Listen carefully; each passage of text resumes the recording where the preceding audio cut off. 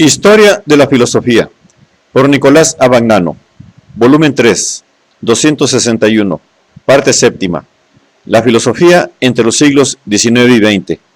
Capítulo 11. La filosofía de las ciencias. 792.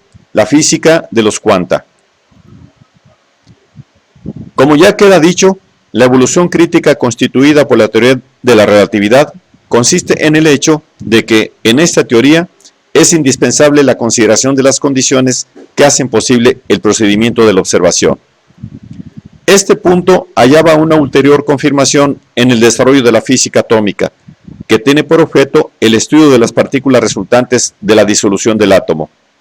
En efecto, en la escala atómica se ha demostrado que la observación de un fenómeno modifica el fenómeno mismo de modo imprevisible.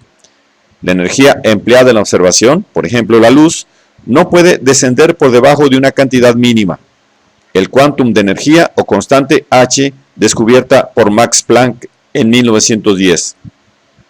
Y esta basta ya para modificar el fenómeno observado. De ello resulta que toda observación que tienda a determinar la posición de una partícula atómica modifica la velocidad de dicha partícula, o viceversa, toda determinación de velocidad modifica la posición. De tal manera que no es posible determinar al mismo tiempo la velocidad y la posición de una partícula cualquiera. Si se determina la velocidad, la posición permanece indeterminada, esto es, imprevisible en forma precisa. Este es el principio de indeterminación propuesto por Werner Heisenberg en 1927. Dice Heisenberg: en la discusión de algunas experiencias suele someterse a examen la interacción entre el objeto y el observador, que está necesariamente unida a toda observación. En las teorías clásicas, esta interacción era considerada o como inapreciablemente pequeña o como controlable, de forma que se puede eliminar su influencia por medio de cálculos. En la física atómica no se puede aceptar esto porque, a causa de la discontinuidad de los acontecimientos atómicos, toda interpretación puede producir variaciones parcialmente incontrolables y relativamente graves. La consecuencia de todo ello es que, en el comportamiento futuro de una partícula atómica sometida a observación, solo se pueden hacer previsiones probables basadas en estadísticas oportunamente determinadas, pero no previsiones seguras. Con lo cual, el determinismo ha quedado expulsado de la ciencia, y el mismo principio de causalidad que había sido considerado como el fundamento de la explicación científica de toda ciencia y filosofía del siglo XIX quedaba en entredicho. En efecto, no hay duda de que la interpretación rigurosa del principio de causalidad incluía el determinismo en el sentido de la posibilidad de la previsión infalible de los acontecimientos futuros. Pierre-Simon Laplace, 1749-1827, había expresado con célebres palabras el ideal determinista de la ciencia. Debemos considerar el estado presente del universo como efecto de su estado anterior y como causa del que seguirá. Una inteligencia que en un instante dado conociera todas las fuerzas de que la naturaleza está animada y la situación respectiva de los seres que la componen, si fuera bastante vasta para someter estos datos al cálculo, abarcaría en la misma fórmula los movimientos de los cuerpos más grandes del universo y los del más ligero átomo. Nada sería incierto para ella, y lo mismo el futuro que el pasado estarían presentes ante sus ojos. La física de los cuanta desmiente este ideal. La previsión infalible no es posible, no por una imperfección de los medios de observación o de cálculo a disposición del hombre, sino porque estos mismos medios influyen imprevisiblemente en los hechos observados. Niels Bohr, 1885-1962, físico danés, a quien la mecánica cuántica debe sus más fecundas inspiraciones, enunciaba a este propósito en 1928 el llamado principio de complementariedad, el cual la descripción espacio-temporal por un lado y la causalidad clásica por otro son dos aspectos complementarios de los fenómenos, es decir, se excluyen mutuamente.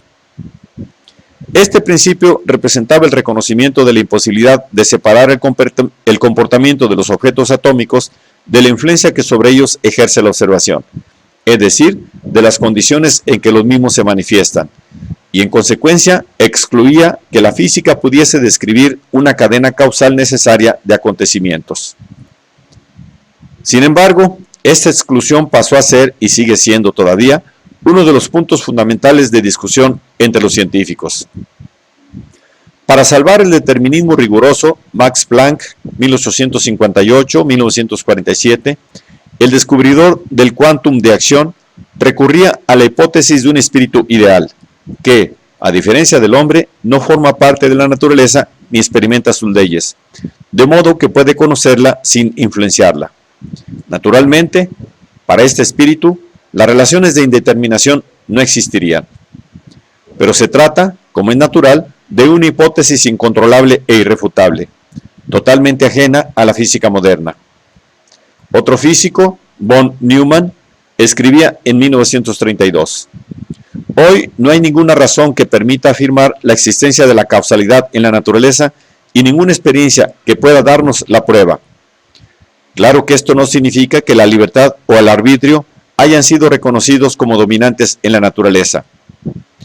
El fin del determinismo riguroso expresado por la fórmula clásica del principio de causalidad no significa la victoria del indeterminismo, sino más bien el encaminamiento a la elaboración de nuevos esquemas explicativos, en los cuales a la conexión necesaria de los acontecimientos sustituyen las conexiones posibles y la consideración y el cálculo de sus grados respectivos de posibilidad, es decir, de su probabilidad relativa. Aun cuando no faltan entre los mismos científicos algunos que han efectuado extrapolaciones indeterministas o espiritualistas de estos conceptos de la física moderna, sin embargo, no parece que exista duda de que esta física no autoriza para nada especulaciones de tal índole, y que más bien está dirigida a la elaboración de un concepto de determinismo más ágil y articulado, pero al mismo tiempo más eficaz para la previsión de los fenómenos. A la crisis del principio de causalidad, o de su forma clásica, acompaña, en la física cuántica, la crisis del mismo ideal científico que la ciencia ha perseguido desde sus primeros pasos en la Edad Moderna, el ideal de la descripción de la naturaleza. En las partes anteriores de esta obra se ha visto que el concepto de descripción, desde Newton en adelante, se contrapone al concepto de una explicación global de la naturaleza fundada en hipótesis. El concepto de descripción ha servido en la ciencia de los siglos XVIII y XIX, por un lado, para liberar a la misma ciencia de sus superestructuras metafísicas y, por otro lado, para acentuar su carácter experimental o de observación.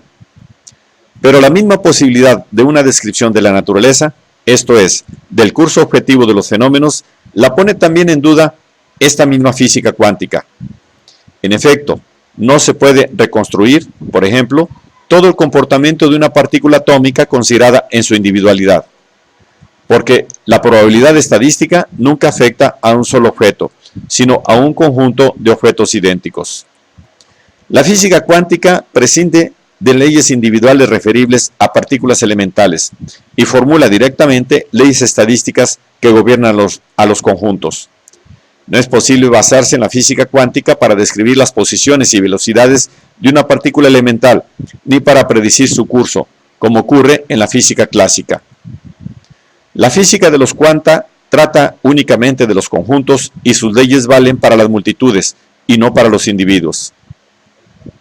Ya en la teoría de la relatividad, la noción de espacio ha perdido toda relación con el espacio de la percepción y destaca en primer plano la noción de campo, que no corresponde a una realidad física, sino que es un constructo, es decir, una construcción conceptual que posibilita ciertas operaciones de medida y de observación. En la física cuántica, las cosas se agravan desde ese punto de vista. Los corpúsculos y las ondas de que habla la misma han perdido el carácter de realidades físicas. A este propósito, dice Einstein: los campos de ondas de Broglie-Schrödinger no han de interpretarse como una descripción matemática del modo como tiene lugar un acontecimiento en el tiempo y en el espacio, por más que se refieran a tal acontecimiento. Son más bien una descripción matemática de lo que nosotros podemos saber realmente sobre el sistema. Solo sirven para presentar enunciados estadísticos y predicciones relativas a los resultados de todas las medidas que podamos efectuar sobre el sistema. La teoría de los cuanta no nos proporciona un modelo de descripción de los acontecimientos reales del espacio-tiempo, sino solo las distribuciones de probabilidad para las medidas posibles en función del tiempo. Otro de los fundadores de la mecánica cuántica, Dirac, ha escrito lo siguiente: el único objeto de la física teórica es calcular los resultados que pueden compararse con el experimento, y es del todo inútil que se dé una descripción satisfactoria de todo el desarrollo del fenómeno. Desde este punto de vista, el mismo concepto de realidad física se encuentra en crisis y los mismos físicos se hallan divididos respecto a su interpretación. En el estado actual de las cosas, se puede distinguir dos interpretaciones fundamentales. La primera es la de Niels Bohr y los que se inspiran en él, según la cual el concepto de realidad física debe incluir las condiciones que hacen posible la observación de la realidad misma. Desde este punto de vista, la influencia que ejerce la observación sobre el comportamiento futuro de un sistema físico forma parte del mismo sistema físico. Si es así, la mecánica cuántica no es incompleta o provisional, salvo para los problemas sin solución que presenta, pero está destinada a desarrollarse en la dirección ya tomada. La otra interpretación es la del propio Einstein, que se mantiene fiel al concepto tradicional de la realidad física como conjunto de entidades individuales, cuyos caracteres son independientes de la observación. No podemos menos de confesar, dice, que atribuyo una importancia meramente transitoria a la interpretación cuántica. Sigo creyendo en la posibilidad de un modelo de realidad. Creo en una teoría que presente las cosas mismas y no simplemente las probabilidades de manifestarse. Y en la respuesta a sus críticos, en el libro citado por Sleep, insiste: lo que no me satisface en esta teoría, en línea de principio, es su actitud hacia lo que me parece ser el objetivo programático de la física misma, la descripción completa de cada situación real individual que se supone puede existir independientemente de todo acto de observación o de comprobación. Sin embargo, un cambio conceptual que lleve la física al ideal descriptivo de la física clásica o a su determinismo, por ahora no es previsible. Se pueden resumir del modo siguiente los resultados fundamentales de la evolución crítica de la física en los últimos decenios. 1. La consideración crítica, esto es, la consideración de los procedimientos de investigación y de las condiciones de su empleo, ha entrado a formar parte integrante de la investigación misma. 2. La objetividad de la física no consiste en su referencia a uniformidades percibidas o perceptibles, a uniformidades causales de las cosas, sino en su referencia a uniformidades conceptuales, que son resultados constructos o leyes matemáticas. 3. Las entidades de que habla la física no son cosas en el sentido común del término, es decir, para ellas no valen los modos de ser y de comportarse que, en el lenguaje corriente, se atribuyen a las cosas. Pero su existencia se define implícita o explícitamente por los procedimientos de que se vale la física. 4. El lenguaje de la física no debe ser necesariamente convalidado por el lenguaje común, ni tampoco es una sustitución o corrección de este lenguaje. 5.